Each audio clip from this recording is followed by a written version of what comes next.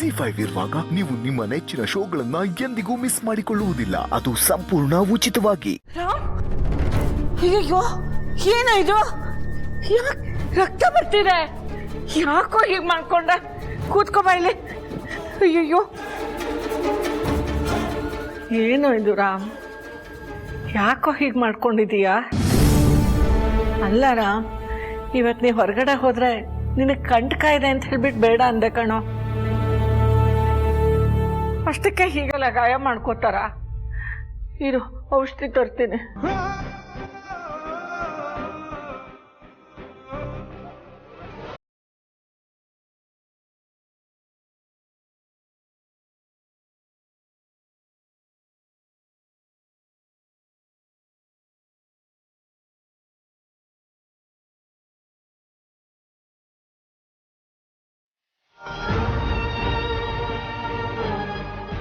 ಅಮ್ಮ, ಅಂತರ ನನ್ನ ಜೊತೆ ಇದ್ರೆ ನನಗೇನೂ ಆಗಲ್ಲಮ್ಮ.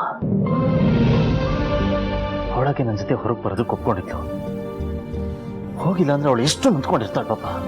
ಅಲ್ಲ ರಾಮ್, ಇವತ್ತಲ್ದ ಹೋದ್ರೆ ನಾಳೆ ಹೋಗ್ಬೋದಲ್ವಾ? ಅದಕ್ಕೆ ಇಷ್ಟೊಂದು ಬೇಜಾರು ಮಾಡ್ಕೋತಾರ?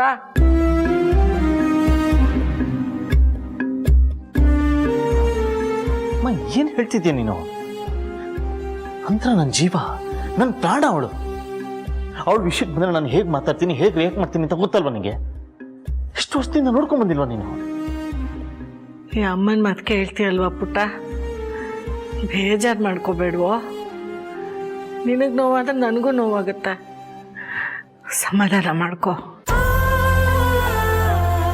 ಅಂತರ ಇವತ್ತಲ್ದ ಹೋದ್ರೆ ನಾಳೆ ನಿನ್ನ ಜೊತೆ ಬರ್ತಾಳೋ, ಆಗ ಯಾರು ನಿನ್ನನ್ನು ತಡೆಯಕ್ಕೆ ಬರೋದಿಲ್ಲ. ನಾನು ಹೇಳಿದ ಮಾತು ಕೇಳಪ್ಪ. ಗಮ ಗಮ ಗಮ ರೆ ಮಗರೆ ಸಾದ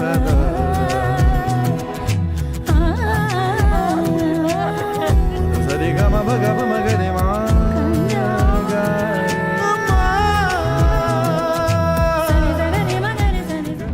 ಅಯ್ಯೋ ನನ್ ಕಂದ, ಅಯ್ಯೋ ನನ್ ಗಂಡ ಮಗನೆ, ಎಷ್ಟ್ ಸಲಪ್ಪ ನಿಂಗೆ ಕಾಲ್ ಮಾಡೋದು? ಒಂದ್ಸಲ ನಾಟ್ ರೀಚಬಲ್, ಇನ್ನೊಂದ್ಸಲ ಸ್ವಿಚ್ ಆಫ್. ನೀನು ಕಾಲ್ ಮಾಡಿ ಮಾಡಿ 100% ಇದ್ ಬ್ಯಾಟ್ರಿ 50%ಗೆ ಬಂದಿದೆ ಗೊತ್ತಾ? ಸಾರಿ ಮೇಡಮ್, ಅದು ಫೋನು ಫ್ಲೈಟ್ ಮಾಡುವಾಗಿತ್ತು, ಆಮೇಲೆ ನೋಡಿ ಆನ್ ಮಾಡಿದೆ. Sorry madam. ಪರವಾಗಿಲ್ಲ ಬಿಡಪ್ಪ, ಅಂತೂ ಬಂದ್ಯಲ್ಲ. ನೀನ್ ಎಲ್ಲಿ ಬರೋದಿಲ್ವೋ, ಎಲ್ಲಿ ನಿನ್ ತಂಗಿ ಜೀವನ ಸರಿ ಹೋಗಲ್ವೋ ಅಂತ ಹೆದ್ರಿದೆ. ಅಂತೂ ಈ ಅಮ್ಮನ ಮೇಲೆ ಪ್ರಮಾಣ ಮಾಡಿದ್ದಕ್ಕೆ ಮಾತುಳ್ಸ್ಕೊಂಡ್ಬಿಟ್ಟೆ.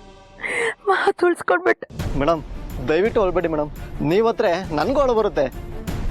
ಆಯ್ತಪ್ಪ, ಎಲ್ಲ ನಾನು ಹೇಳ್ದಂಗೆ ಕೇಳಿ ಅಂತರ ಮುಂದೆ ಎಲ್ಲಾನು ಹೇಳ್ಬಿಟ್ರೆ ನಾನು ಈ ಜೀವನದಲ್ಲೇ ಅಳಲ್ಲಪ್ಪ.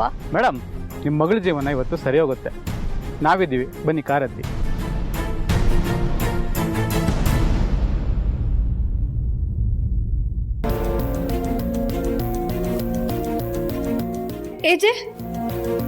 ಅಜ್ಜಿ, ಏಜೆಗೆ ಏನಾಯ್ತು? ಅಂಥದ್ದೇನಿಲ್ಲಮ್ಮ, ಅಂತರ ಜೊತೆ ಹೊರಗಡೆ ಹೋಗೋಕ್ಕಾಗಲಿಲ್ಲ ಅಂತ ಬೇಜಾರು ಮಾಡ್ಕೊಂಡಿದ್ದಾನೆ.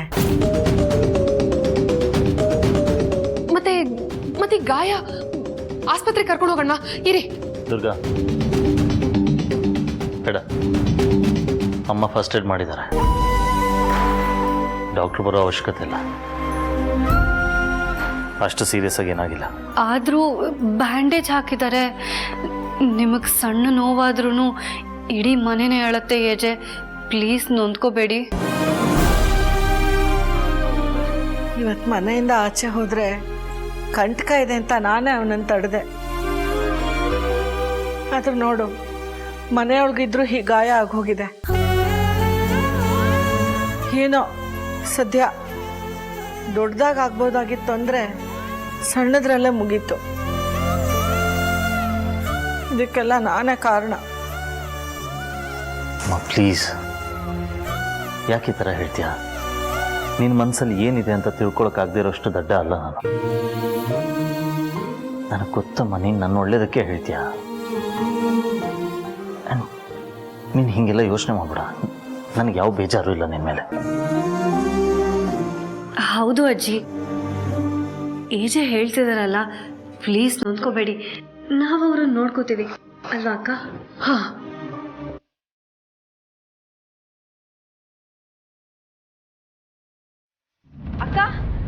ಅಕ್ಕ ಯಾಕ್ಲಿಲ್ಲ, ಏನಾಯ್ತು? ಯಾಕೆ ಎಷ್ಟೊಂದು ಗಾಬರಿ ಆಗಿದ್ಯಾ? ಅದು ನಿಮಗೆ ಬೇಜಾರಾಯ್ತಂತ ಕೇಳಕ್ ಬಂದೆ. ಬೇಜಾರ? ನನ್ಗ? ಯಾಕೆ? ನೀವು ಮತ್ತೆ ಏಜೆ ಅವರು ಹೊರಗಡೆ ಹೋಗಬೇಕು ಅಂತ ಇದ್ರಿ, ಆದರೆ ಹೋಗೋಕ್ಕಾಗಲಿಲ್ವಲ್ಲ, ಅದಕ್ಕೆ ಬೇಜಾರಾಯ್ತಾ? ನೋಡ್ಲಿಲ್ಲ, ನಾನು ಹೊರಗಡೆ ಹೋಗಬೇಕು ಅಂತ ಆಸೆ ಪಟ್ಟೋಳೆ ಅಲ್ಲ. ನೀನು ಬಂದು ಒತ್ತಾಯ ಮಾಡಿದ್ಯಲ್ಲ, ಅದಕ್ಕೆ ನಾನು ಒಪ್ಕೊಂಡೆ ಅಷ್ಟೆ. ಆದರೆ ಇಲ್ಲಿ ಬೇಜಾರಾಗಿರೋದು ನನಗಲ್ಲ, ಇನ್ನೊಬ್ರಿಗೆ. ಯಾರಿಗೆ? ಅಭಿ ಅವ್ರಿಗೆ. ಅವ್ರನ್ನ ನೋಡಿದಾಗ ಅವ್ರ ಕಣ್ಣಲ್ಲಿ ನಾನು ಅವ್ರ ಜೊತೆ ಹೊರಗಡೆ ಹೋಗ್ತಾ ಇದ್ದೀನಿ ಅಂತ ತುಂಬ ಆಸೆ ಇತ್ತು. ಆದರೆ ಅಮ್ಮ ಬೇಡ ಅಂತ ಹೇಳಿದ ತಕ್ಷಣ ಒಂದು ಕ್ಷಣ ಅವ್ರಿಗೆ ಎಷ್ಟು ಬೇಜಾರಾಯ್ತಂದರೆ ಆ ಕ್ಷಣದಲ್ಲಿ ಅವ್ರು ಏನೂ ರಿಯಾಕ್ಟ್ ಮಾಡಲಿಲ್ಲ. ಆದರೆ ಅದು ನನಗೆ ಚೆನ್ನಾಗಿ ಫೀಲ್ ಆಯಿತು. ನಾನು ಅದನ್ನು ಗಮನಿಸ್ದೆ.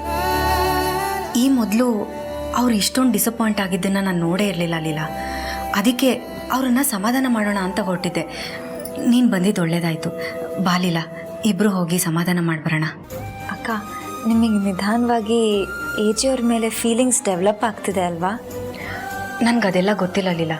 ಆದರೆ ಈಗ ನಾನು ಅಭಿ ಹತ್ರ ಮಾತಾಡಬೇಕು. ಅವ್ರಿಗಾಗಿರೋ ಬೇಜಾರಿಗೆ ಅವ್ರು ಅದು ಯಾವ ಸ್ಥಿತಿಲಿದ್ದಾರೋ ಏನೋ. ನನಗಂತೂ ತುಂಬ ಗಿಲ್ಟ್ ಕಾಡ್ತಿದೆ. ಪ್ಲೀಸ್ ಬಾ, ಹೋಗೋಣ. ಬನ್ನಿ ಅಕ್ಕ.